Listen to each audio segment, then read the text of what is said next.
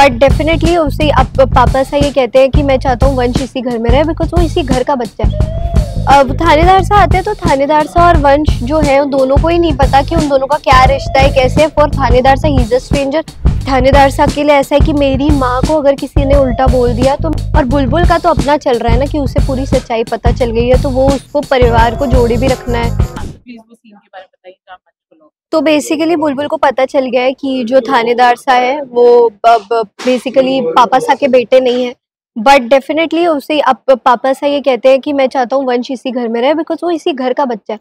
तो बुलबुल कहती है कि मैं बुलबुल प्रॉमिस करती हूँ कि मैं उन्हें इस घर से तो नहीं जाने दूंगी। तो वो अपने दिमाग से जो उसको ठीक लगता है तो उस टाइम पे वो उनके रूम को लॉक कर देती है, ताकि ही मतलब ही इज नॉट एबल टू, ताकि वो जाए ना और basically। वीर जो आते हैं वो क्या। अब थानेदार सा आते हैं तो थानेदार सा और वंश जो है उन दोनों को ही नहीं पता कि उन दोनों का क्या रिश्ता है, कैसे है। फॉर थानेदार सा ही इज अ स्ट्रेंजर।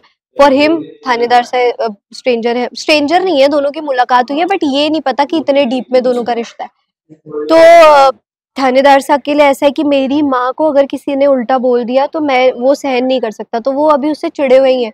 तो उसका ये कि बुलबुल क्यों इतना मतलब कर रही है फॉर हिम, की वो बोलती है मैं तो उनके लिए पानी लेकर आई थी, तो वो तो उनका यही एंगर होता है कि ये मेरी पत्नी हो के why she is doing so much for him, भले ही भाई सा है और वॉट। और बुलबुल का तो अपना चल रहा है ना कि उसे पूरी सच्चाई पता चल गई है, तो वो उसको परिवार को जोड़े भी रखना है। तो उसके दिमाग में बहुत ऐसा चल रहा है कि मैं कैसे भी कुछ भी करके लाइटर नोट पे ही रखूं चीजों को, ताकि वो ज्यादा सीरियस ना हो, बिकॉज ऐसे ही जो सिचुएशन है वही बहुत सीरियस है, और अगर उसमें बुलबुल सीरियस हो गई तो it will turn out to be very serious.